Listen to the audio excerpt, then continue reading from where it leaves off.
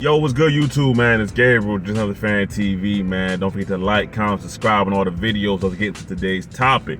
All right, so we're gonna talk about some takeaways from Mandatory Minicamp, some news from there. But first, we gotta talk about JK Dobbins, right?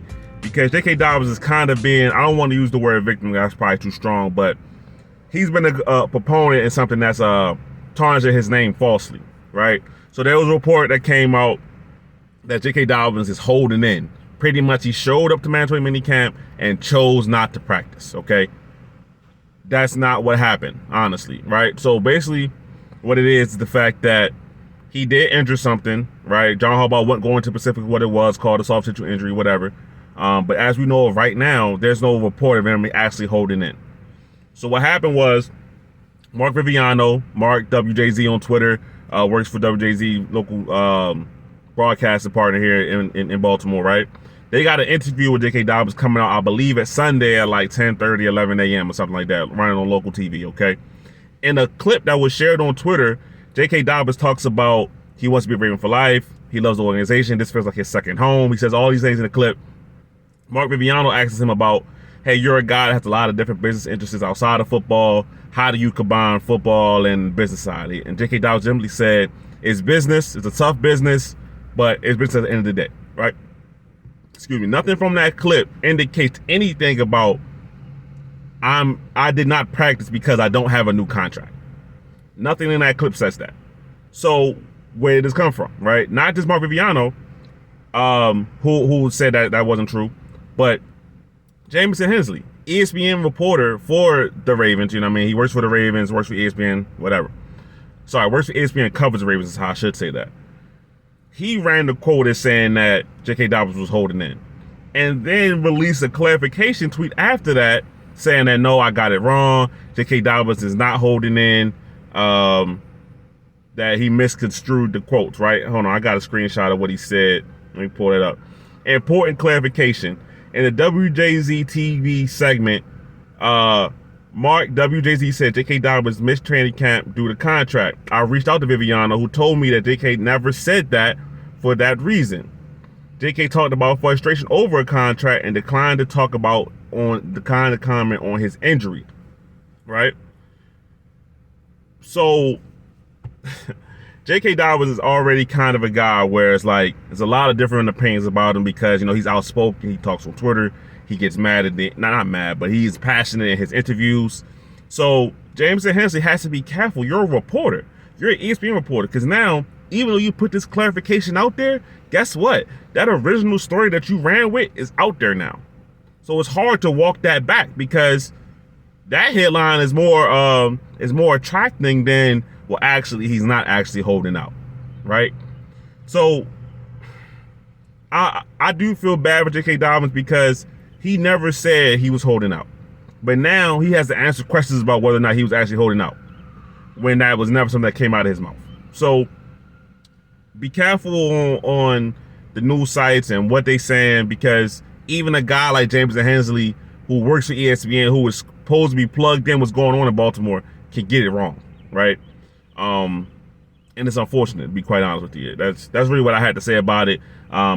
Something could change. It could change if JK Dobbins holding out or holding in, whatever, but he would have no leverage to do that, right? And I get JK Dobbins' frustration. I've talked about it many times before. His rookie year, he should have been the main guy. It was clear at a certain point in the season he should have took over full-time duties away from Mark Ingram. He split carries. Year 2, he gets injured. That injury takes him out all of year 2, affects pretty much half of his year 3. And even in year 3 last year, he looked good. He looked like RB1, right? He has great games at the end of the season. Playoff game comes versus the Bengals. He's doing his thing, scores a touchdown. Should have had a chance to score a second touchdown. Tyler Huntley unfortunately fumbled at the 2-yard line. We know the rest, okay? And he's frustrated. Why can't he get the ball to goal line? Why has JK Dobbins never had a game with over 17 carries in the game? I get all of that. But for him, he really doesn't have any leverage to hold out at this point in time. That's why that tactic wouldn't make any sense, right? You're a running back who hasn't played a lot of games. And listen, I'm a fan of JK Dobbins, so this is just the devil's advocate side of it. You're a running back that hasn't played that many games at a position that's already being unfairly, in my opinion, devalued. So why would he hold out, knowing that this year is his prove-it year to get paid? That wouldn't make sense, right? So this report by Hensley, by the misunderstanding between Mark Viviano or whatever, has caused the unnecessary media storm around JK Dobbins. So I just want to put it out there. He did not hold out. As far as we know right now, he didn't hold out. Something could change, like I said, but as right now, what we know, he did not hold out. All right. So I just want to talk about that because I felt like that was unfair to JK Dobbins. Now, as far as news, let's just talk about a couple of injury things that are coming out of mandatory minicamp, right? So JK Dobbins expected to start at training camp. Pepe Williams started training camp.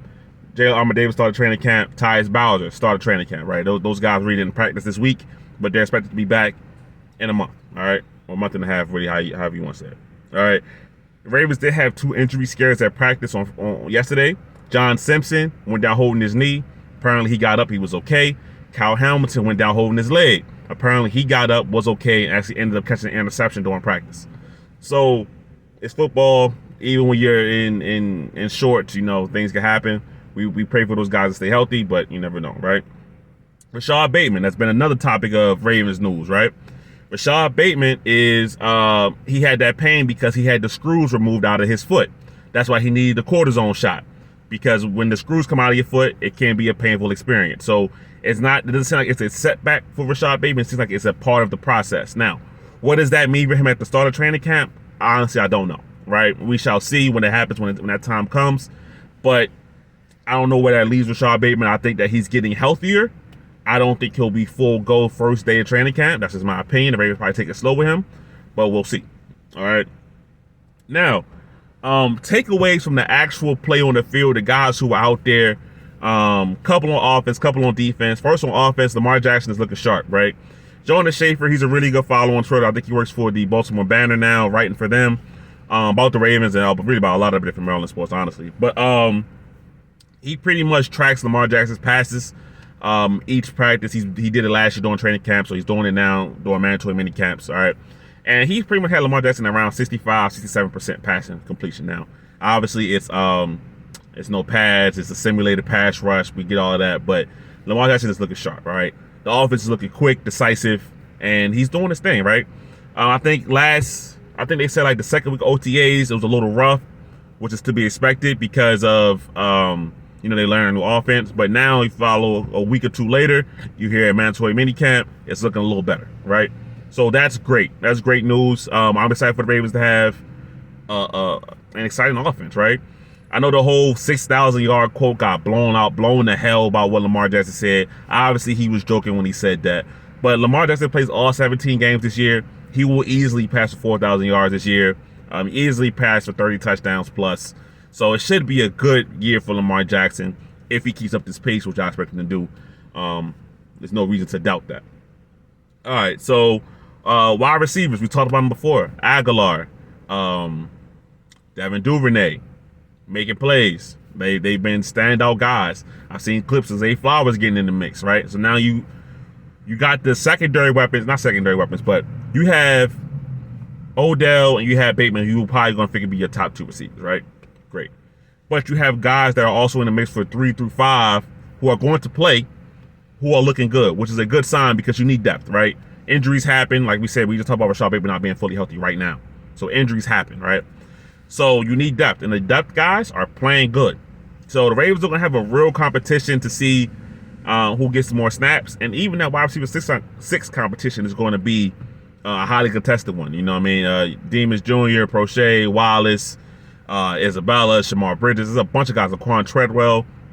They got a bunch of guys in the mix that's going to mix in right there, right? The Ravens have a lot of talent at wide receiver. You know, that's not something that we typically say. All right.